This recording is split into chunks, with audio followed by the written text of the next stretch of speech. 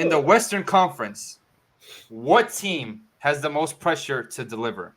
If you were grading right now, Suns, without Oof. question. Easy, very easy. Because as much as Kevin Durant has fell under the radar, like nobody really expects anything from the Suns. When you look at all the teams competing right now for the playoffs, because we still got the dumb play-in. But when you look at all the teams, that's the team with the most hype that did the most in the offseason. Every other team is pretty much playing with house money, more or less, when compared to them. Kevin Durant and Devin Booker and Bradley Beal, we in many ways we're looking at Kevin Durant as like he don't have any championships because of the whole stigma of him joining the Warriors, and he's yet to make a conference final since he left them, whereas they won a championship after he left. So I think in terms of pressure, it's pressure. They have to win. Now they may have a little minor excuse that Bradley Beal was hurt all the time, but bottom line, you get those three, you're expected to win. So if they don't win, it's going to be a huge disappointment. So I think they have the biggest pressure. Zig, would you agree with Mike? I was not even thinking about the Phoenix Suns. You see, I got my pencil here, and it's up because I was doing a little bit of erasing. I didn't really think that the Phoenix Suns was going to be up there, but Mike did bring up some strong, compelling points in the fact that, especially that last one where you talked about KD not having any rings. I think that's a solid a point. However, I'm surprised, Mike, that you didn't choose the Clippers. To me, it's the Clippers. I think for the reason Mike just said, people are going to use that, and I think you get that reasoning or that excuse ability like once for your franchise or whatever. Because the Phoenix Suns can sit there and say, "Hey, Bradley Beal, to Mike's point, was hurt." We can't keep saying the same thing over and over for the Los Angeles Clippers. And on top of that, you went ahead and got even better by getting James Harden on your squad. So if y'all forget conference finals, forget getting to the NBA finals. If y'all don't win the NBA finals, then it's time to just blow it up, according to what fans are saying, right? So for me, I'm gonna go with the Clippers. I think. Listen, like I'm trying to be as unbiased as possible because obviously you guys know I love Paul George and Kawhi, but I think to a certain I extent. love Kawhi. That was hard for me to do, bro. But yeah. No, yeah, we gotta call a spade a spade. I think the team with the most pressure. This will help lead us to our second topic, but we'll talk about that later. I think the team with the most pressure right now is the Clippers to an extent. But when you look at the Phoenix Suns, they said Monty Williams killed the team. Okay, fine, we got rid of Monty Williams. They said CP3 plays too slow. Okay, we got rid of Chris Paul. They said DeAndre Ayton can't be a number 2 or 3 option. Okay, we got rid of DeAndre Ayton. You bring in Nurkic. You bring in Grayson Allen, who just got $70 million today. For those of you that like pocket watching, they got Bradley Beal. They got Devin Booker, who was phenomenal last year in the playoffs. They got Frank Vogel, who's a championship coach, been to the conference finals multiple times in the Eastern Conference. Mike knows about that. And now, what's the excuse, though? You know what I'm saying? Like, how many times can we do the same thing with teams and fans?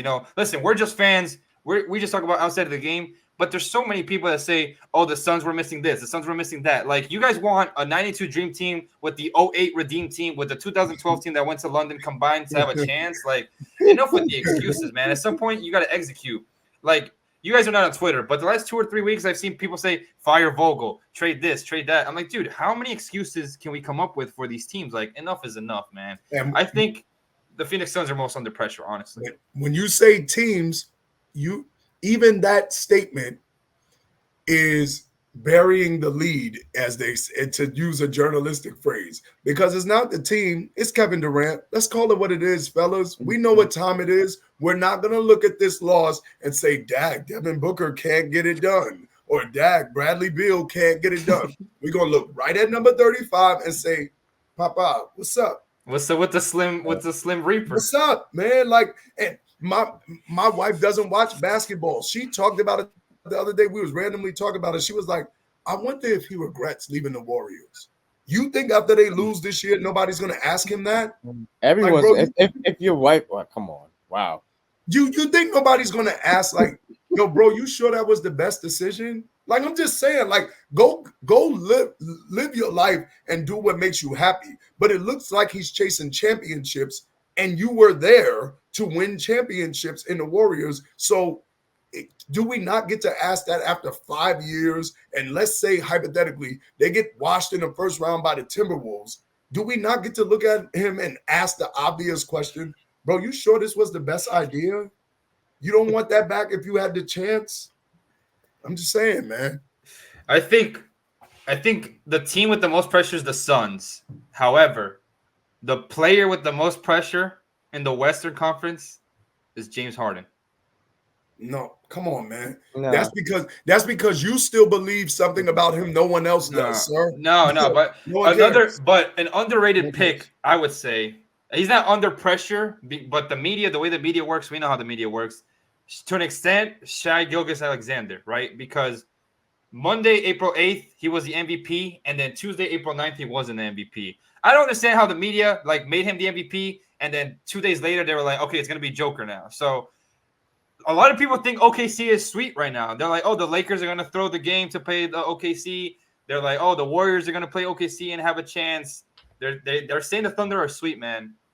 You crazy? Like Shea is in the honeymoon stage. They just got the 1 seed. There's no pressure on him. He playing with house money. If they lose in the first round, let's say hypothetically, if they lose in the first round to, let's say the Warriors get there or anyone, we don't even care who it is. If they lose in the first round, is anybody going to say, oh, it's a failed season? No. I'm going to say no. No playoffs to first seed. That's good enough. Yeah, but we know how it is with the MVP discourse. Now, he should win MVP, though. But I think the player with the most pressure is on the team with the most pressure. Kevin Durant. Yeah. Got to deliver, my man. We know what time it is. Dude, if the Wolves beat them... Come on, man. You're going to lose. Please block me. So for me, might be a little biased. Might be just a little biased. Let me just preface it with that. It's number 77 in Houston, Texas. Oof. Dallas. Oof. I think pressure's on you. Andres, when you opened your introduction with saying how the media has portrayed him, I thought you was going with Luka Doncic. Even though he hasn't accumulated any awards, this amount of what's the word I'm giving attention that they're giving to the chosen one, as Carl would call himself. It's making Luka Doncic this really big time NBA player in terms of success, which he has that. But if he fails, what's going to be the excuse now? Yeah, I said before he didn't have a team. All right, they went out, they got Kyrie for y'all. They went out, got some few rotational. Daniel Gafford, PJ Washington. Yeah, got the Ricky Lively that's been coming along. Dante Exum playing great. Dante Exum, bro. Where did he come from, man? So what's going to be the excuse now? People are already trying to tell me that Luka Doncic has a case for MVP. No, I'm sorry, he does not. Your team is not even top 4. Get out of here with that. So for me, again, you make all the bias. I already told you that it's biased. It's going to be Luka Doncic just for those reasons I listed, and we're going to get Dallas Clippers round 3. I'm looking forward to another smacking to make it 3-0. Thanks for watching the Sports Hit List. Be sure to like, share, comment, and subscribe. In fact, do it now.